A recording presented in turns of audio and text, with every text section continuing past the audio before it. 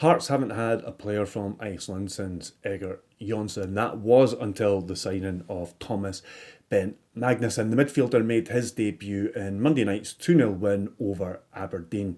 Afterwards, he called the Tynecastle Park atmosphere crazy. As always, when there is a new Hearts signing, we are about to hear from Tom Irving and get his analysis. His article is already on heartstandard.co.uk and I have linked that in the description. Heart Standard is brought to you by S1 Jobs. If it's time to hand in your transfer request, then head over to s1jobs.com and upload your CV today. With thousands of jobs across Edinburgh and the surrounding area, you'll find the one at S1 Jobs. Start your search today. Much more of our content can be found at heartstandard.co.uk as well as this channel. Please give us a wee subscribe if you can. Now, here is Tom Irving with his take on new Hearts signing Tomas Bent Magnusson.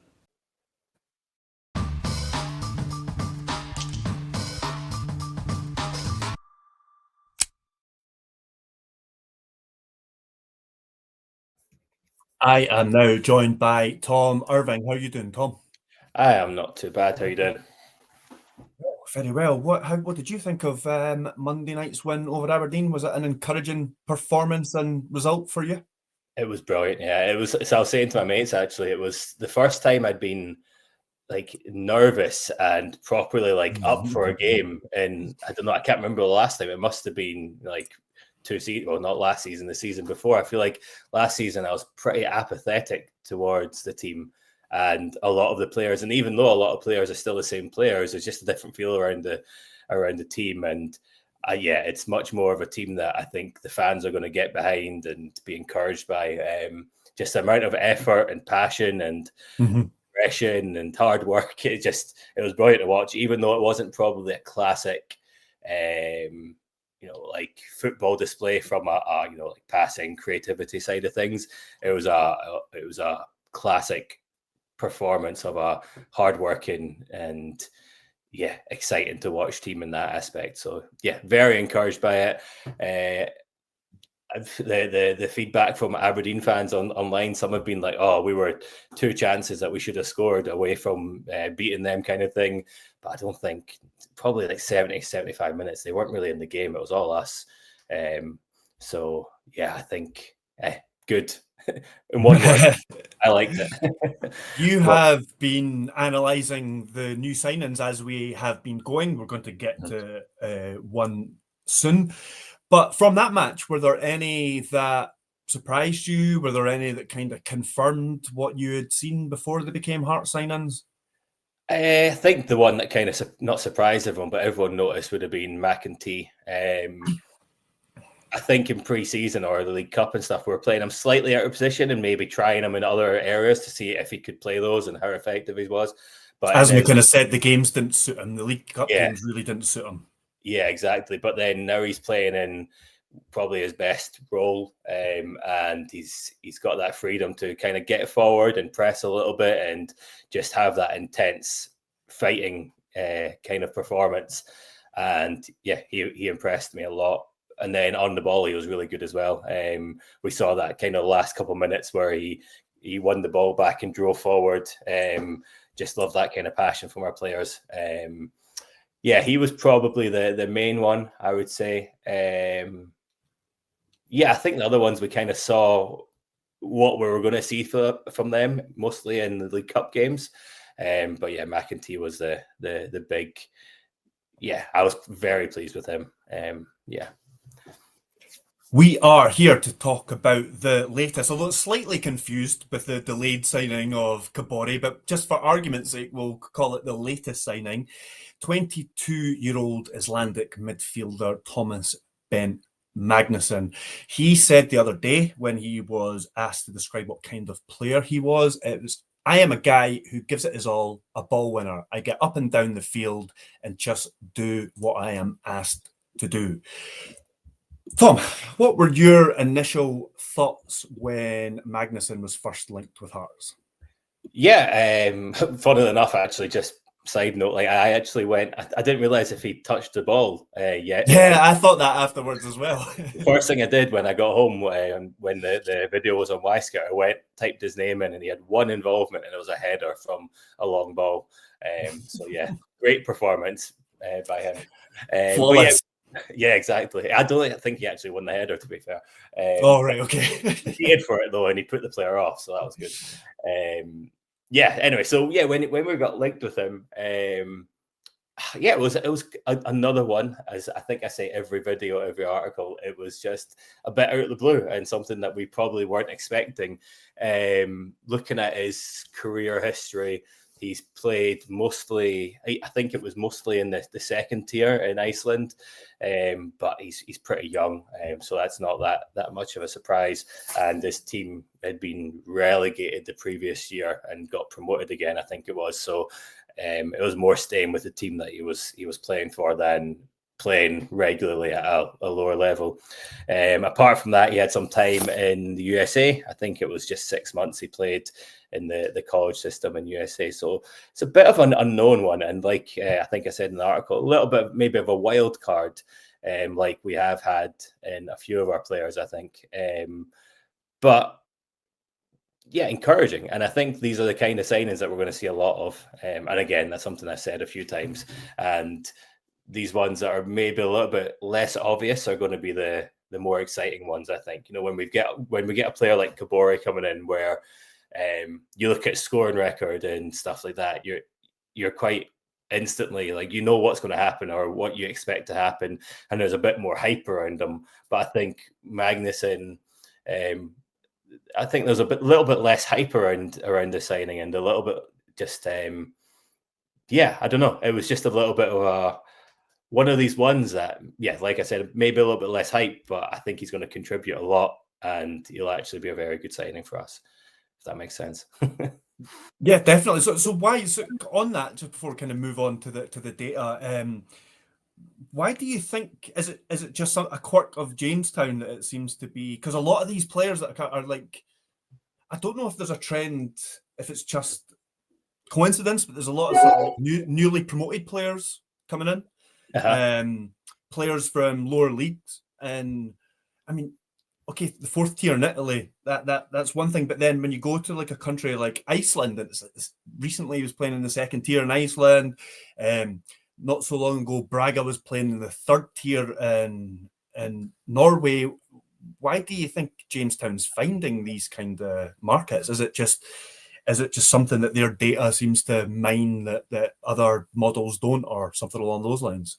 Yeah, I think there's a reason why the process and stuff is so secretive. Like, no one knows it apart from the select amount of staff that Jamestown have got, and that's always going to be the case, because I just genuinely believe that their data and the way they do things is just the best in the world, if not the best, one of the best in the world.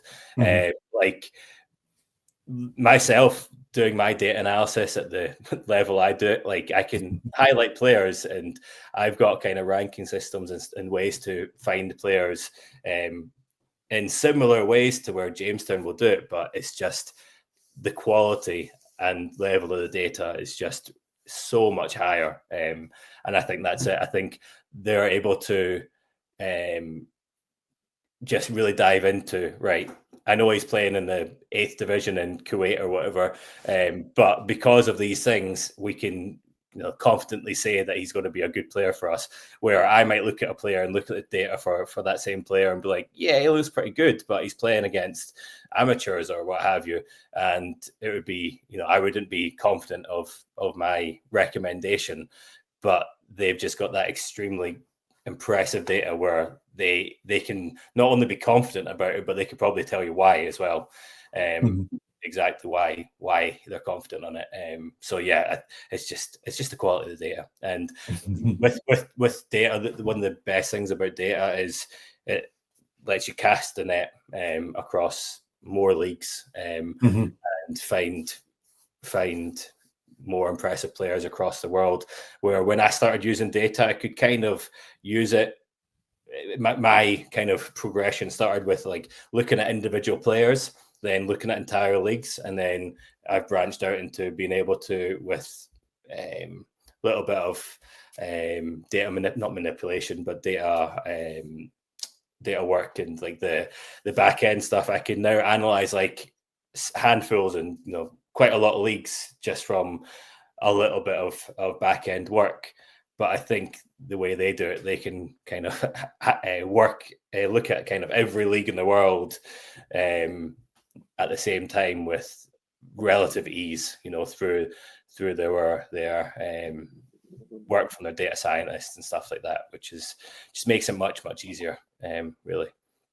Yeah. Speaking of the data, let's look at Magnusson's. Should we go to the 2024 data first? Is that the best one? Well, I think we'll probably just look at the 2024 data. The 2025 data is similar, but probably just not as good. But there's not been that much minutes. He's only played, I think it was, I can't remember how many. It was something like 400 minutes or something.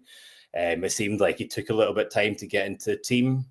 And then he's played, I think, the last 9 games, including, I think, 3 games in Europe. So he was very much a starter for them. I think he didn't start at first, and the league's only, I think, 13, 14 games into it. So, we want to, looking at quality data, we want to look more at probably like 800 plus minutes, even more than that if possible. So we'll stick to this data. And before we get onto that, I just quickly want to mention the kind of quality of the league in Iceland. It's a small nation, the not capacity, the population is like 2/3 of Edinburgh, but they've done a lot of work. I don't know if this is something that's kind of common knowledge or if it's just common knowledge if you're kind of involved in football, but they spent a lot of time and a lot of money in coach education and kind of improving facilities and stuff like that. So the percentage of coaches who have got like the B license or A license or pro license is, I think, significantly higher than elsewhere. And that's benefited them a lot. They've had lots of success with the national teams, both the men and women. And then Breidablik, one of their kind of bigger teams, made it into the was it Conference League or Europa League for the first time for an Icelandic league in the last few years. So like this work to improve their nation as a footballing country, I think started about 20 years ago, and it's definitely working. And I think like if we adopted the same kind of process in Scotland, then I think that we would definitely be punching much higher. But it's not something that many countries do that well. And then you can see here with the are you able to zoom out just a little bit on that one? That's the whole image, unfortunately. Sorry, that was just what had been put into your article, so apologies. Yeah, okay. If you could just explain. So this is like the Opta rankings where they kind of, and you can filter it so you can compare certain clubs, and you were trying to figure out where certain clubs, Valor namely, ranked in relation to other Scottish Premiership teams. Yes, yeah. So pretty much when you look at it, it's you've got the likes of Hearts, Hibs and stuff towards the top. Viking or Reykjavik, they are the best team, I would say, in Iceland, and they would very much be. That's probably why it's cropped, because Hibs are above Hearts. I don't know. Yeah, I can't say that for certain. But sorry to interrupt you. Yeah, no, I noticed that as well when I was looking at my picture here. I didn't want to mention them there, but yeah. So Viking would be, I would say, like a top 6 team. There would be, even though they're playing in front of like maybe 500, 1,000 fans or something a game, they would be pushing with kind of top 6 teams. Then likes of Valor, Breidablik again would be probably 6 to 8, 6 to 10. Same kind of story, but just maybe slightly below Viking. And then below that, it's a little bit more mixing with the Scottish Championship, and probably top end of League One as well. Probably like the full-time teams, League One / middle to bottom of the Championship. There's a kind of big step up from the bottom of the top tier in Iceland to the top of the top tier is quite a big difference, I would say. So when we're looking at Magnusson, then we're looking at a player who's been probably playing at a like bottom 6 / championship level. So it's not ridiculously low. It's not a fashionable league, I would say, but it's not a ridiculously low level. And they play good football there, fairly physical, and yeah, they play pretty good football there. So more just to ease the worries of fans that he's been playing at a part-time level or whatever. He's not. He's been playing at a good level, and you can see that in Europe. They've I don't know. I think they won all 3 games. Was it in Europe that he played against fairly decent teams? What was it? Who was it? It was Zalgiris, maybe, from Lithuania. Okay. I think so. I can't remember actually off the top of my head. But yeah, so we'll get into kind of the data. I'll go to quickly just to his attacking data because the league season in Iceland is very short, especially in the second tier. I think it's 22 games because it's fairly cold over there. If you've not heard, so a very short summer season. I think it's the shortest in the world. So even though like his non-penalty goals and stuff is pretty high, which is encouraging, I think that only worked out as 3 goals, and I think it was 3 assists as well. So it's not a ridiculous amount of goals and assists, even though he's scoring one every what's that, like every 6 games or 5 games, close to. It's not actually that many goals and assists, but it's encouraging. It's good, and he's got a good conversion rate as well, which is pretty good for a centre midfielder. But it's not something I'm going to look at too deeply because I don't think that's kind of his game as much. I think we might see some goals from kind of set pieces and stuff, but it'll be more that than a Paul Hartley, Colin Cameron type who's going to get forward and score lots of goals that way. But I think most impressively would be his defensive data. So up the top, the off the ball data. He is involved in a ridiculous amount of duels, both on the ground and in the air. So duels on the ground, so like tackles and little tussles and stuff.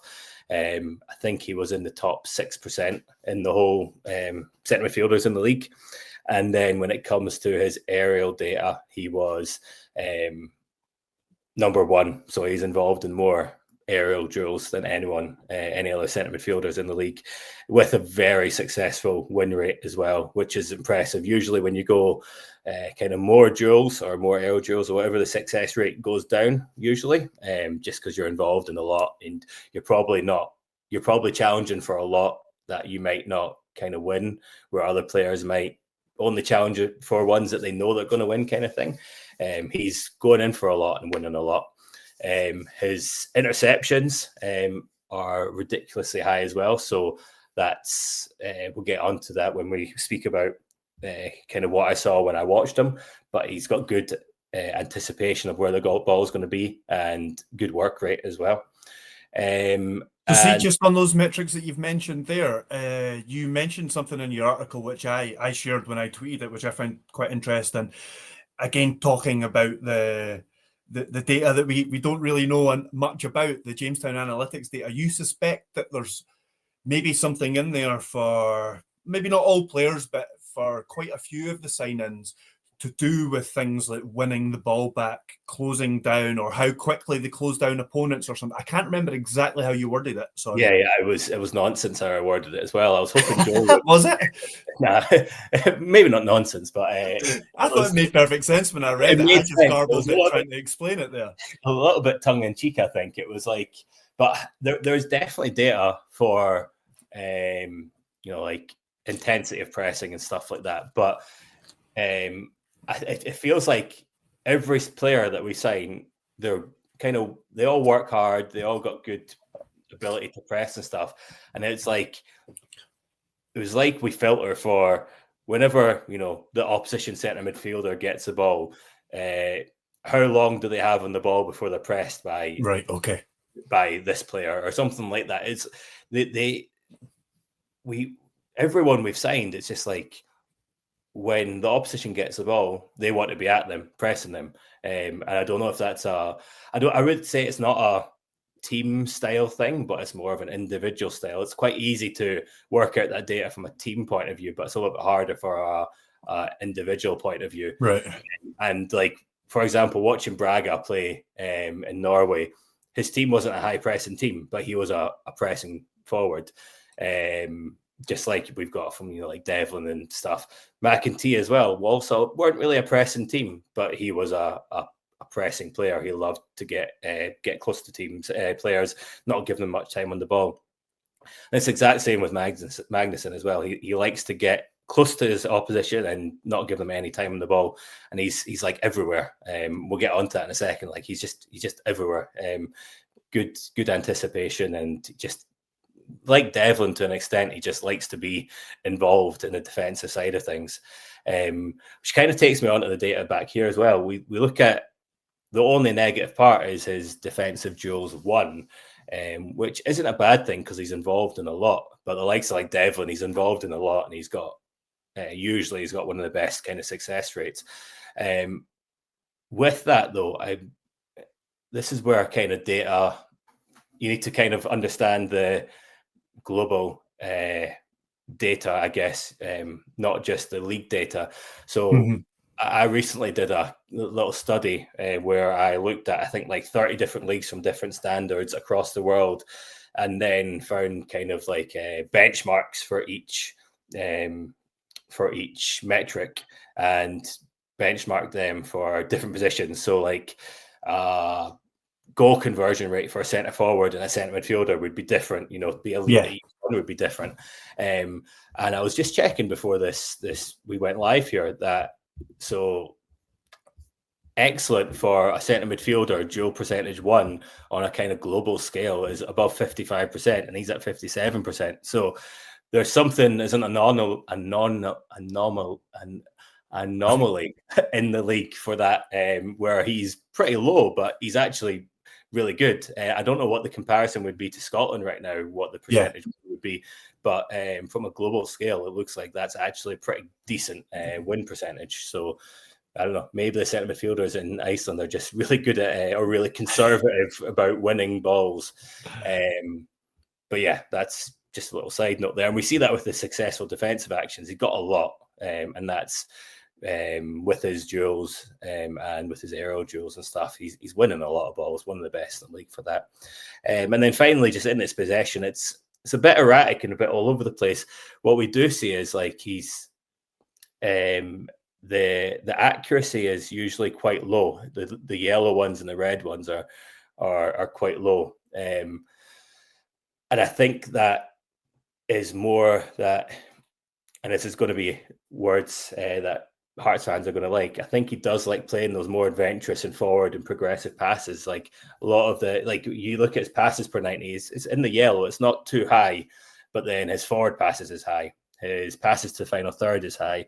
His through passes is high. I didn't include it, but his progressive passes were also high. And it's the same thing. Not as high success rates, but they're higher, kind of complicated or harder passes. And I think that's good to know for a Hearts fan. We're a bit judgmental of our centre midfielders, and they're non-wanting to kind of play those forward and harder passes, apart from kind of like Jorge Grant or George Grant, or Spittle when they were playing in that deeper position. They would want to get on the ball and play forward. Just the team in general, all too often for the last few seasons. Exactly. And I think I don't think that's a bad thing. If we've got like two holding midfielders who do all the dirty work and basically add another defensive unit, add another defensive line, that'll allow our wing backs to get forward. It'll allow our attackers to all have a bit of freedom to just stay forward, because they know, we lose the ball, it's 7-on-5, but we've got Devlin and we've got McInnes back there, so it can be 7-on-5 because they're going to win the ball back, kind of thing. So I don't think we need a creative centre midfielder or holding midfielder or deep lying playmaker or whatever you want to call it.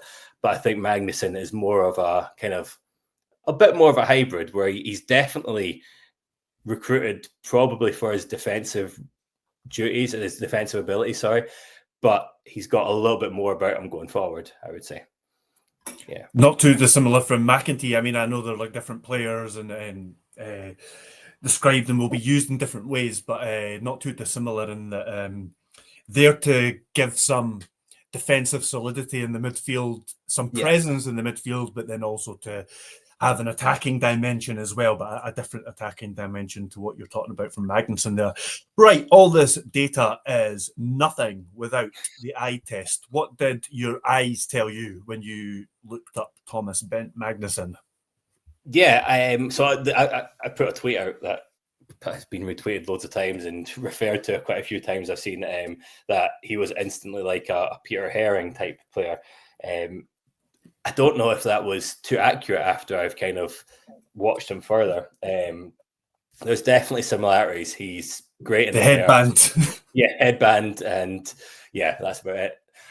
No, he's great in the air. Like, loves to get involved in aerial duels, which obviously Peter loved to do. He's comfortable on the ball, and he's strong defensively. He's got a good range of passing. And I think that's where the similarities start and end, which sounds very similar. Like they sound like the same amount, same type of player, but there's just a different way they kind of go about their business. I think Magnusson is what fans who'd never seen McEntee play were expecting him to be. They were expecting him to be a defensive midfielder in the way that he sits in that defensive midfield area, mops up and all that kind of stuff. Yeah, exactly. And we've seen with McEntee, he's not. He's more of a kind of pressing defensive midfielder. He'll get forward. He'll work hard. He'll get forward and back. He'll do the dirty work, but it won't be reading is what McInnes has referred to him as a couple of times. It's a really good word. Thank you. Because I couldn't there. But that's what we expect, or some fans expected of McEntee is probably what Magnusson is going to be. So, like, defensively, I think one of the differences to our current defensive midfielders, probably more so Devlin, probably all of them actually. I think they're more, maybe a bit harsh saying this, more reactive than proactive, where like a ball will get past a player and Devlin, he's tenacious, he's agile, he'll get to that ball and he'll press. And that's fine. That works perfectly. He's brilliant at it. Probably the best in the league at that.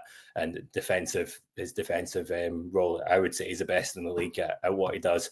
But with Magnusson, it's a little bit different. It's like, from what I saw, he reads the game a little bit better, where he knows the ball's going to go there. So he's already making the move before the pass goes.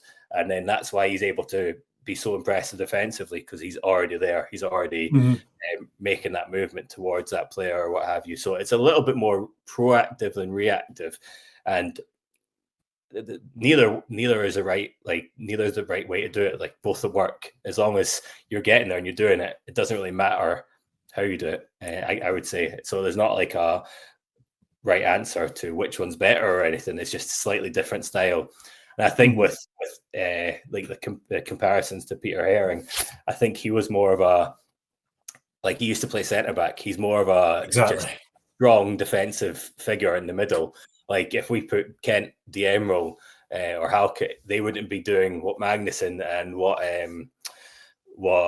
Devlin are doing defensively. They would just be like a centre back slightly higher up the pitch, and that's how they'd be strong defensively. But Magnusson is much more of a pressing defensive midfielder, but it's probably pretty more strictly in the defensive midfield or deeper area than in that area. Yeah, exactly. I was going to ask. Oh, sorry. No, you crack on. I was just going to say I was going to ask you where he fits in, but I think we've kind of answered that in that previous answer there. So to kind of finish up, I was going to speak about. You could just speak about more generally if it doesn't relate to Magnusson specifically too much, but will he add more of a threat from set pieces? And what is your thoughts on the kind of how that's evolved at Hearts in this early stage of the season with the appointment of the set piece coach? I'm sure it's something that in your work really sort of interests you, and the threat that Hearts have brought, because whether it's from set pieces, there was another one on Monday there, or whether it's from the second phase of set pieces, Hearts are scoring at least one in every game so far. Yeah, and I love to see it. Like, there was a little bit of a backlash when we signed a set piece coach, and people feel like it's a wasted wage kind of thing. Like, oh, why can't the manager do that? It's such a specialist position where the manager doesn't want to do that. Like, a lot of managers don't want to do this stuff. They want someone else to do it, and they'll put it on their assistant or whatever. But like, we brought in a guy who, like, that's his bread and butter. He's brilliant at that, and it's always going to be better. Like, we saw Austin McPhee. He's become probably the best known in the world, I would say, for being a set piece coach, and it's working everywhere he goes. And yeah, I'm really excited to see how we progress over the season. We've scored a set piece a game. Shanklin's disallowed goal was from a free kick, I think. It was a second phase from a free kick, I think. No, you're right. That's why Kent and Halkett were up there, of course. Exactly. Yeah. So, like, when we're talking about set pieces, we've got to include throw-ins, deep throw-ins, higher up throw-ins. We've got to include deep free kicks, high up free kicks, corners. We've got to include goal kicks. How we set off from a goal kick, that's a set play. Might not be something that he deals with. The gaffer might have his own kind of ideas, but technically that's something that they work on as well. And it could just be the movement from the centre midfielders, where the ball goes, things like that. And then all of that on a defensive side as well. So there's a lot to do. And then on top of all that, like, second phases as well, right? So with Halkett and Kent, we're still up the pitch. Another set piece coach or another manager would be like, okay, second you lose a ball, you need to get back, or what have you. It could be like a tiny thing like that, just a small instruction, right? You stay up. If the ball goes back out wide, you're going to move over to the left-hand side and attack it that way. It could very well be by Borchgrevink's the player back, not just because he's maybe not one of the strongest in the air or something like that, but he's got a good delivery to get the ball back in. So a lot of the time when a corner is cleared, it'll come back out to the one defender that's on the halfway line.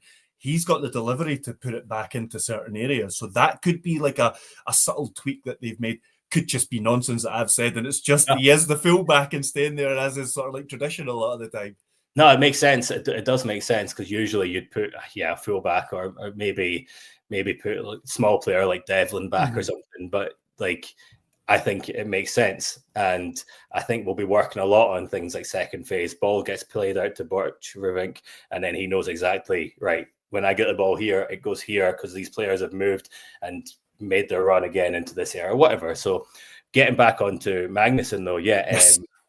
He scored 3 goals, I think it was, in 3 games, and was it 2 in Europe and 1 in the league, I think, this season. And I think it was back-to-back games maybe, all from kind of set pieces from corners.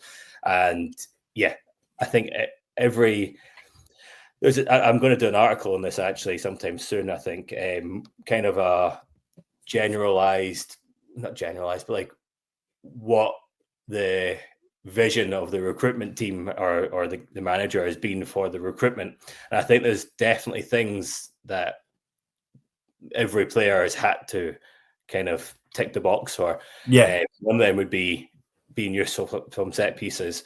Now, for Magnusson, it's being in the box and winning headers. For the likes of Cariotta, he took set pieces for his team in Italy, and when he came on the pitch, he instantly was the corner taker when he came on against Dumbarton. I think he took 2. One was a little bit front post first defender. The second one was a really good ball though, and I think everyone that we sign is contributing to set pieces in some aspect. Even with Borchgrevink, like he can take out a really good corner, but then maybe he'll sit back sometimes and he'll be that second phase kind of ball into the box. So I think he's going to help out a lot from the situations. And I guess actually we didn't speak about his ability on the ball much. So go back to that very quickly if that's all good. Yeah, of course. He is quite like other kind of, I think I described him. There's loads of different like words for different players, and a lot of them are like FM made, like the ones that people use on FM, and they're like, okay, now I'm going to adopt that. Like, I was trying to describe a libero to my girlfriend, like a regista. Yeah, exactly. Trackerista and stuff like that. Like, I don't know what half these words mean, to be fair. But like the way I described him is like a defense-minded, deep-line playmaker, which is the long-winded way to say like he's a defensive midfielder, but he's also kind of a ball player. Can play a bit. Yeah, exactly. He's not just a defensive midfielder who's going to break people, kind of thing. So on the ball, he does play a lot of sideways and backwards passes, I think, but you've got to expect that from a centre midfielder. They're not going to go forward all the time.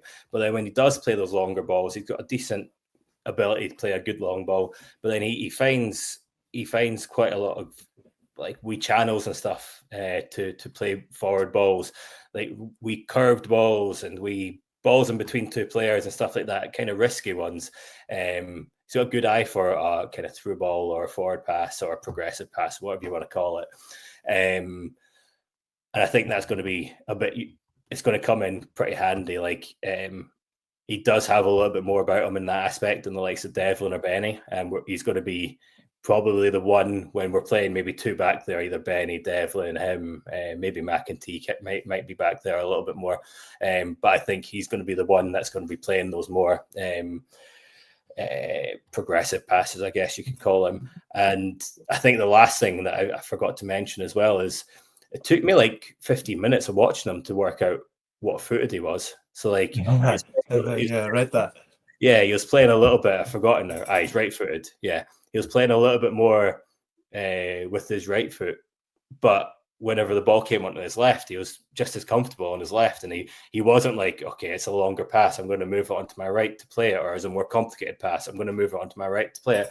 He was just playing it with his left. So like, I think he's going to be really useful in that aspect, where he's going to be able to play kind of more complex passes and quicker passes with his weaker foot as well, which is good. And I don't think it's essential for a player to be two-footed.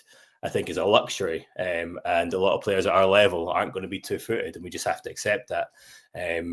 But I think it's useful, and if there was a position that you'd want to be two-footed, it would be probably centre midfield. So, yeah, that's going to be really useful as well. Rambled a lot there, so sorry. No, you're totally fine. I just before we finish up, I was just want to add that like you're talking about the sideways and backwards passes. I mean, does that maybe come down to data again, where it depends what you do, how you interpret, and how you use data? Because how many of those passes are just after he's won the ball back, or he's under pressure, or something like that, and it's the right pass to play? So just seeing that metric in and of itself might raise concerns, but without kind of digging into it a bit more, you don't actually know fully what it means. Yeah, exactly. And a lot of time is stylistically as well. Like, I think even like looking at Devlin, I've said his name a lot today, but like he's playing much more forward passes, but I think he's just been told to, and he's given it a little bit more freedom to than under maybe Naismith or Critchley, where he was very much like keep the ball kind of centre midfielder. So a lot of it would be stylistically, but I think a lot of the time when Magnusson was winning the ball back or getting in possession, there was just nothing on forward, so he's keeping the ball. And I don't think he's not a player who's going to make burst and runs with the ball, breaking forward. I think he's more of a passing player. So when there might have been space for him to kind of explore, I don't think that's as much his game, where he was much more likely to just, play a simple pass and let someone else do that kind of thing. So, yeah, I don't think it's a negative thing. And, the first time he plays a backwards pass, there's going to be a round of boos coming from the stands, I'm sure. Just hopefully like this message. Maybe a shout from the bench as well. Yeah, exactly. Get the ball forward.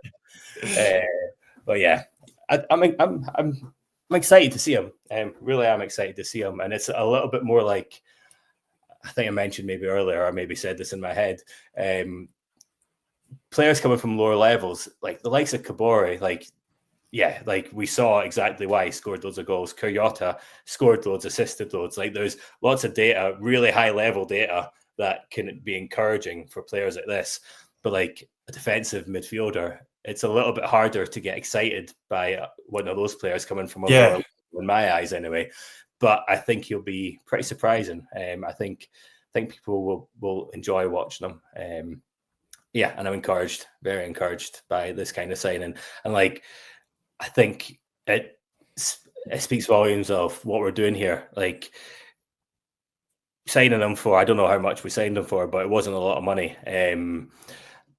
But you know, it wouldn't be, he wouldn't be too far off the Iceland team. You know, if he comes in and plays well for us and he's a starter for us, then I don't see any reason why he wouldn't be called up to the national team. And then you've got a player playing in Scotland, hopefully playing in Europe, who's an Icelandic international, and then that player that we signed for 100 grand is now worth $1 million kind of thing, and that's in Jamestown kind of way. So I think these markets, we need to get used to these markets and signing players from these markets. It's not going to be, we're not going to be signing players from higher, well, we might do, but it's not going to be as common from kind of higher leagues and stuff. And yeah, it's going to be exciting couple of years, and hopefully more than that. And might lose, as you kind of hinted at there, might lose some. If things go well, then they will start to be sold. The success stories will move on and things like that. Thanks very much, Tom. Hearts' transfer business is probably slowing down a bit now. We may well have you on for a couple more signings between now and the end of the transfer window, but thank you very much. Thanks for having me. I love it.